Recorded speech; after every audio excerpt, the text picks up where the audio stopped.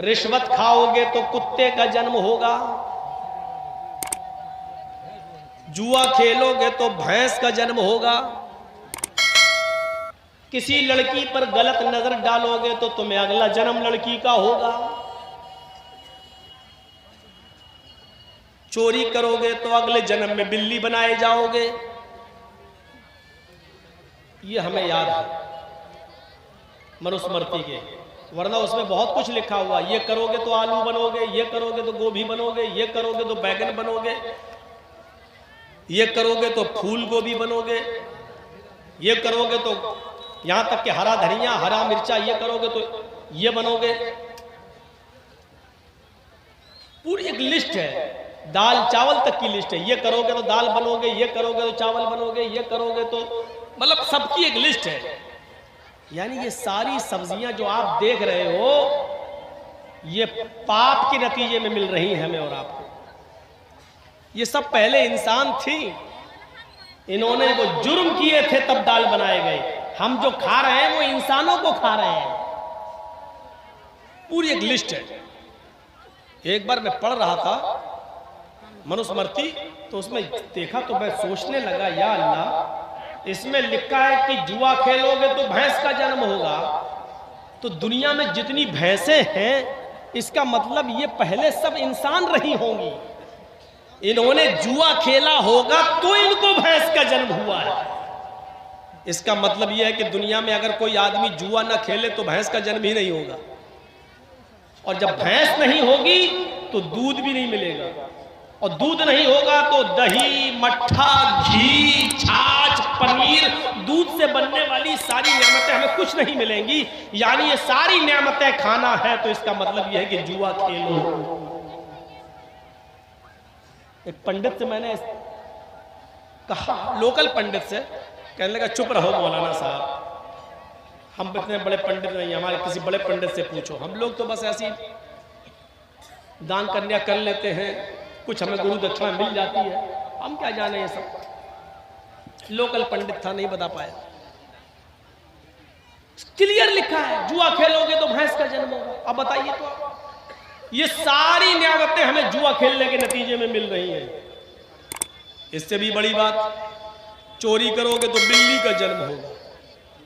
अरे हमने दुनिया में चोरी की, पुलिस ने हमें पकड़ा, जेल में डाल दिया। पुलिस की जेल फिर भी अच्छी है, जब तक हम जेल में हैं दूसरे की चोरी तो नहीं कर रहे हैं, कम से कम इलाका सुरक्षित तो है। लेकिन अल्लाह अगर चोर को बिल्ली बना दे तो मोहल्ला सुरक्षित कहाँ है? जब इंसान थे तो माल चुराते थे, रुपया चुराते थे, सोना चुराते थे, चांदी चुराते थे, लेकिन अल्लाह ने चोर को बिल्ली बना दिया। तो अब सोना चांदी नहीं चुरा रहे, किसी का कबूतर चुरा रहे हैं, किसी की मुर्गी फाड़ रहे हैं, खा रहे हैं, कुछ ना कुछ अभी भी कर रहे हैं। तो इसका मतलब यह है कि पुलिस की जेल फिर भी मजबूत है। अल्लाह ने जो सजा देकर बिल्ली बनाया वो कमजोर है, क्योंकि चोरी तो अभी भी नहीं रुकी है। रिश्वत खाओगे तो कुत्ते का जन्म होगा, ये बड़ी अजीब बात है। जब मैं रास्ते में किसी कुत्ते को देखता हूं तो सोचता हूं पता नहीं ये किस पुलिस वाले, नाम ना लो, हालात खराब हो जाएंगे। सोचता हूं कि ये किस लुटेरे का वो होगा।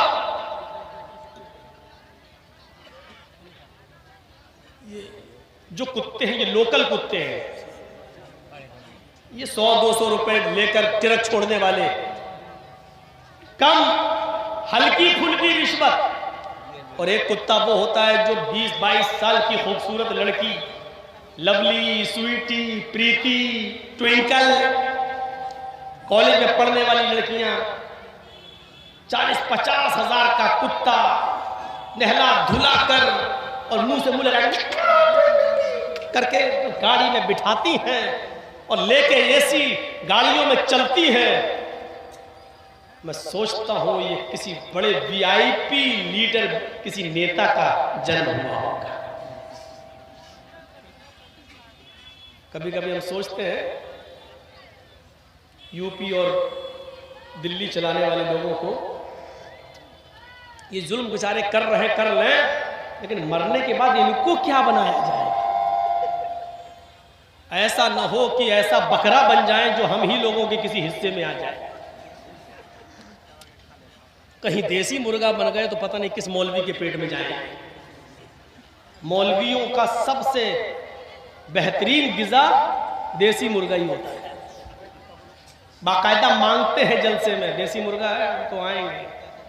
मैं उस मौलवी को जानता हूं जिसने तकरीर की डेट देने से पहले कहा था कि हमें मंगोर मछली, देसी मुर्गा, फ्राई चाहिए।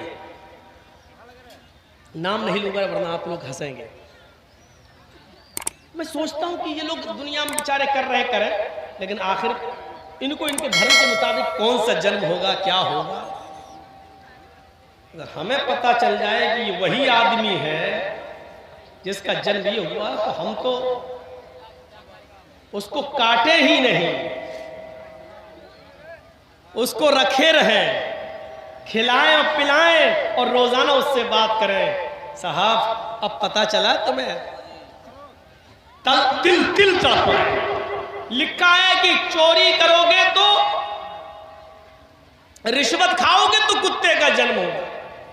और आखिर में एक सजा और जो हमें मालूम है, लड़की को देखोगे तो अगला जन्म लड़की का होगा। दुनिया में जितनी लड़कियां जलसे में आई हैं ना, जलसे में ना दिखे लेकिन बाहर बाजार लगा हुआ वहां देख लो। अभी हम आ रहे थे, जो लेके आए मंजर पता चल जाता है। ऐसा लग रहा था जैसे एक कुतिया के पीछे 10-10 कुत्ते लगे। हमने कह दिया जो कहना था, बुलाओ या ना बुलाओ, हम बहुत आजाद ख्याल के आदमी हैं। और देखा जब हम यहाँ बैठे स्टेज पर तो मौलाना साहब को अपनी तकरीर 10-5 मिनट के लिए रोकना पड़ी, लोग भरने लगे। अभी तक मौलाना हमसे पहले जो बोल रहे थे शायद लैला मजनू की कहानी सुना रहे थे, वो कुरान हदीस नहीं थी। कुरान हदीस तो मौलाना जर्जीस सुनाने आए थे। जर्जीस साहब आए, मजमा भर गया। नहीं थे तब तक कहां थे सब मालूम है। कुतियां घूम रही थी, कुत्ते पीछा कर रहे थे। जाओ कह दिया हमने, तुम्हें जो बुरा लगता है लगता रहे, मेरे बाप का कुछ नहीं जा रहा। मुझे तो बाल ठाकरे के खिलाफ भी बोला तो मेरे बाप का कुछ नहीं गया।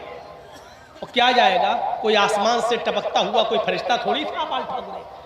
उसने हमारे नबी को गाली दी थी। उसने कहा था मोहम्मद अय्याश था, मक्कार था, 11-11 औरतें रखता था। तो हमने कह दिया था जवाब में, 11 बीवी रखने वाला अगर मक्कार और अय्याश था तो कृष्ण जी 16,108 रखे थे, वो क्या थे। उसने फिर तकरीर में कहा था अगर मैं प्रधानमंत्री बन गया तो हरा रंग बंद कर दूंगा। हरा रंग मुसलमानों का रंग है, इस्लामी रंग है, मैं हरा रंग बंद कर दूंगा। हर जगह लाल रंग के झंडे को, केसरिया रंग के झंडे को लागू कर दूंगा। मैंने उसके जवाब में कहा था ठाकुरे जी, लाल रंग से इतना प्यार, हरे रंग से इतनी नफरत, ये नफरत करना छोड़ दो, क्योंकि हरे रंग की सब्जियां खा खा कर तुम जिंदा हो, लाल रंग की चीज तुम्हें नसीब नहीं होती है। सिर्फ टमाटर खाते हो बस, और गाजर और चुकंदर, कितना खाओगे। लाल रंग की चीज वो है जो हमारे बिहार बंगाल में खाई जाती है। हमने कहा वो खाना शुरू, मैं तो नाम लिया था, यहां नाम नहीं लूंगा, मुझे डर लगता है यहां नाम ले लूं तो कहीं यूपी के होने वाले चुनाव में मीडिया वाले उसी चीज को उछाले और बीजेपी को फायदा ना पहुंचाए। वैसे बीजेपी को हम मुसलमानों में बहुत से लोग मिल गए फायदा पहुंचाने के लिए। संतुष्टि के साथ वो बैठी हुई है कि हम तो जीत रहे हैं, हम तो निकल रहे हैं, क्योंकि हमारा काम तो मुसलमान ही लोग कर रहे हैं। मैंने इशारे में बहुत कुछ कह दिया है, बहुत ही मौजरत के साथ अगर किसी को बुरा लगा हो तो लगता रहे। मैं माफी नहीं मांगता, जुर्म ही नहीं किया तो माफी क्यों मांगू। मैंने कोई गलती नहीं की बोलकर, इसलिए माफी मांगने का सवाल ही पैदा नहीं होता है। तुझे बुरा लगा है तो ये तेरी विचारधारा है, अपने विचारधारा को आगे बढ़ा और सोच और समझ, ये सोचने और समझने की चीज है। इत्मीनान के साथ बैठी हुई है बीजेपी कि हमारा काम तो हो रहा है। आपको एक राज की बात बताऊं, मेरे पास